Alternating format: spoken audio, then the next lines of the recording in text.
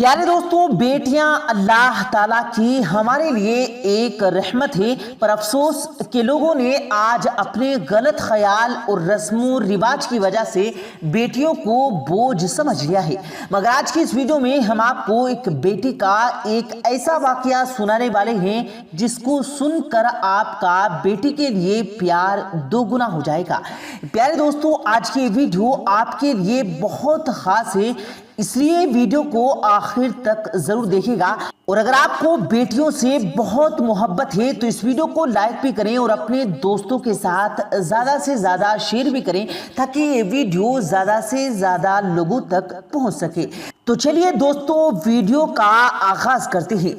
प्यारे दोस्तों, हम जो वाकया आपको बताने वाले हैं ये बिल्कुल सच्चा है। इसके लिए आप गूगल पर चेक कर सकते हैं। प्यारे दोस्तों, ये वाकया यूरोप के एक देश रशिया का है। यहाँ पर एक बाप और एक बेटे एक घर में रहते थे। लड़की जवान थी और उसका बाप बहुत ही बूढ़ा था। लड़की का नाम पीरो था, बाप का नाम साइमन था। और साइमन के परिवार में बेटी के सिवाय कोई और नहीं था, यानी कि इनके घर में बाप बेटी ही रहते थे। इनके परिवार में कोई और सदस्य नहीं था और इनका कोई रिश्तेदार भी नहीं था। ये बाप बेटी बहुत गरीब थे, यानी गरीबी में ही अपनी जिंदगी गुजार रहे थे। इसलिए इनके आसपास के लोग भी इनसे नाता नहीं रखते थे, लेकिन फिर भी वो अपनी जिंदगी खुशी से बिता रहे थे। इनसे लोग ना कभी दुख में बोलते थे और ना ही कभी सुख में बोलता था, यानी कि ना तो कोई इनसे मतलब रखता था और ना ही ये बाप बेटी किसी से मतलब रखते थे। लेकिन एक बार बाप और बेटी पर दुखों का पहाड़ आ गिरा। एक दिन रशिया के राजा ने साइमन को अपने दरबार में बुलाया और उसे किसी जुर्म का हवाला देते हुए मौत तक भूखमरी की सजा सुना दी। यानी कि राजा ने साइमन को किसी जुर्म में फंसा दिया और मौत तक उसको भूखा और प्यासा रखने की सजा सुना दी और मौत तक भूखमरी की सजा सुना दी गई। जब साइमन की बेटी को इस बात का मालूम हुआ कि उसके बाप को राजा के दरबार में कैद कर लिया गया तो वो भागी भागी दरबार में पहुंच गई। तो वो जाकर उसको पता चला कि उसके बाप को मौत तक भूखमरी की सजा सुना दी गई है। तो ये सुनकर बेटी को बहुत दुख हुआ। दुखी होकर राजा के पास गई और राजा के सामने एक अपील रख दी। उसने राजा से कहा कि उसका बाप जब तक कारागार में जिंदा रहता है तब तक वो अपने बाप से हर रोज मिलना चाहती है। राजा को उसकी ये बात माननी पड़ी, क्योंकि जब ये कानून था कि जब किसी को उम्र कैद की सजा सुना दी जाती थी तो उसकी आखिरी इच्छा भी पूरी की जाती थी। इस वजह से राजा को उसकी बात माननी पड़ी। मगर साथ ही साथ राजा ने पीरो के सामने एक शर्त रख दी। वो शर्त ये थी कि जब भी वो अपने बाप से मिलने कारगर जाएगी तो वो अपने साथ में कुछ भी खाने पीने का सामान नहीं ले जाएगी। और यही नहीं, वो अपने साथ कुछ भी नहीं लेकर जाएगी।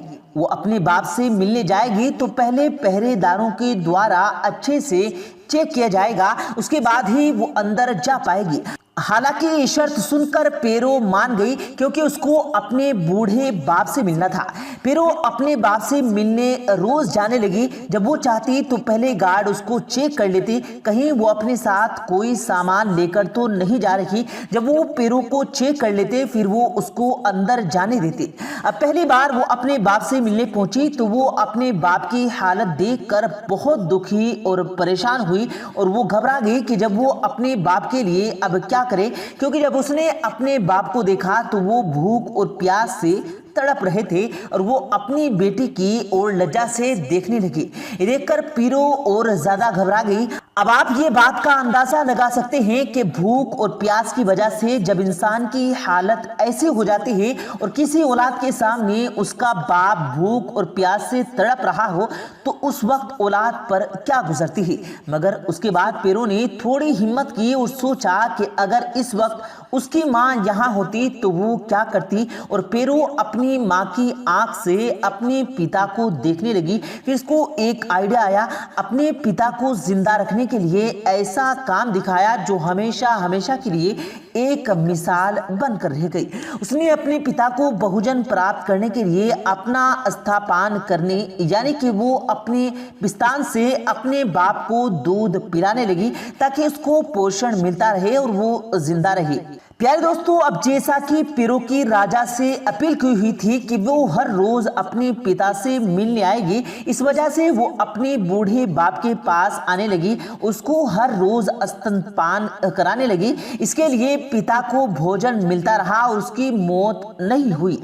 ऐसे करते करते काफी दिन बीत गए। राजा उस इंसान को जिंदा देखकर बहुत हैरान हुआ। ये देखकर राजा और पहरेदार बहुत घबरा गए और आखिर ये इंसान इतने दिन जिंदा कैसे रहा है।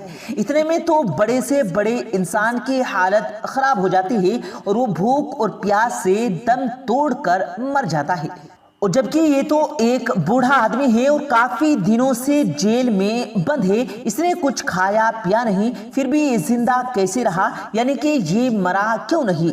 अगर इतने दिनों तक किसी को भोजन पानी न मिले तो उसकी मौत निश्चित हो जाती है। इसलिए राजा और पहरेदारों के पैरों पर शक हो जाने लगा। अब इसकी सच्चाई पता लगाने के लिए राजा ने अपने महल के ही कुछ लड़कियों को उस कारगर में भेज दिया जिसमें साइमन को कैद किया गया था। उसके बाद जब पेरो अपने पिता से मिलने कारगर में पहुंची तो वो वहां पर पहले से ही राजा के महल की कुछ लड़कियां छुपी हुई थी। अब हर रोज की तरह अपने पिता को बचने के लिए, अपने पिता को भोजन प्रदान करने के लिए अपना स्तनपान करने लगी।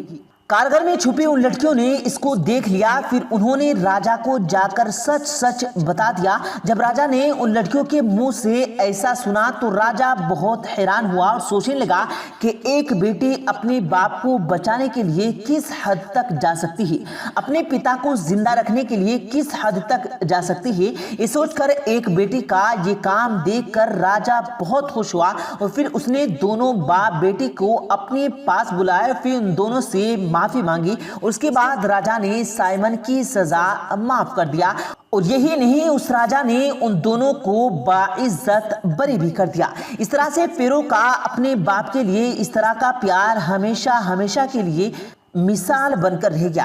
प्यारे दोस्तों, देखा आपने एक बेटी का अपने बाप को बचाने के लिए, अपने पिता के जीवन को बचाने के लिए किस हद तक जा सकती है। बेटी किसी भी तरह का दुख झेल कर अपने बाप को सुख पहुंचाने की कोशिश करती है, लेकिन अफसोस आज की नई पीढ़ी में लोग बेटियों को बोझ समझ सकते हैं।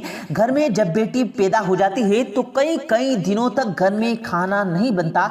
कई कई घरों में बेटी होने पर कोहराम मच जाता थी। और यही नहीं, आजकल तो इस नई पीढ़ी में ऐसी ऐसी मशीनें आ चुकी हैं जिसके जरिए से पहले ही देख लिया जाता है कि माँ की कोख में पल्लाहा बच्चा लड़का है या लड़की। अगर लड़की होती है तो कुछ लोग उसको माँ के पेट में ही उसकी हत्या कर देते हैं, यानी उसको इस दुनिया में आने से पहले ही मार देते हैं और उसको जीने के हक से महरूम कर देते हैं।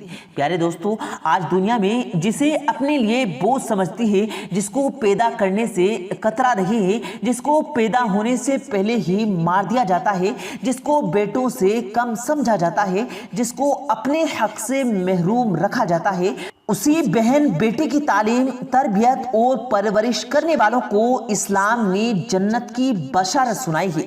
ऐसा हुक्म ताकि दुनिया के किसी और मजहब में नहीं है और खुद पैगंबर मोहम्मद सल्लल्लाहु अलैहि वसल्लम ने अपनी बेटियों से बेमिसाल प्यार फरमाकर दुनिया वालों को तालीम दी है। इसलिए प्यारे दोस्तों, खुदा के लिए बेटियों को बोझ न समझें, बल्कि उन्हें अपने लिए अल्लाह की रहमत माने और उनकी अच्छी तरह से परवरिश करें, क्योंकि याद रखें, बेटियां जितनी आपसे मोहब्बत करेंगी उतनी मोहब्बत बेटे कभी नहीं कर सकते। इसलिए बेटियों को अल्लाह की नेमत समझकर परवरिश करें। प्यारे दोस्तों, अल्लाह पाक से दुआ है, अल्लाह पाक हम सबको अपनी बेटियों और बहनों की इज्जत करने की तौफीक दे। आमीन, अल्लाहुम्मा आमीन। प्यारे दोस्तों, उम्मीद करते हैं आपको आज की हमारी ये वीडियो ज़रूर पसंद आई होगी। अगर आपको ये वीडियो पसंद आया हो तो इस वीडियो को दिल से लाइक करें और ज़्यादा से ज़्यादा लोगों तक इस वीडियो को सवाब की नीयत से शेयर करें। और इस वीडियो के बारे में आपकी क्या राय है, कमेंट सेक्शन में अपनी राय का इजहार ज़रूर दें। और मज़ीद इसी तरह की रोज़ की वीडियो पाने के लिए हमारे चैनल को ज़रूर सब्सक्राइब करें। मिलते हैं फिर एक नई वीडियो के साथ, तब तक के लिए अल्लाह हाफिज़।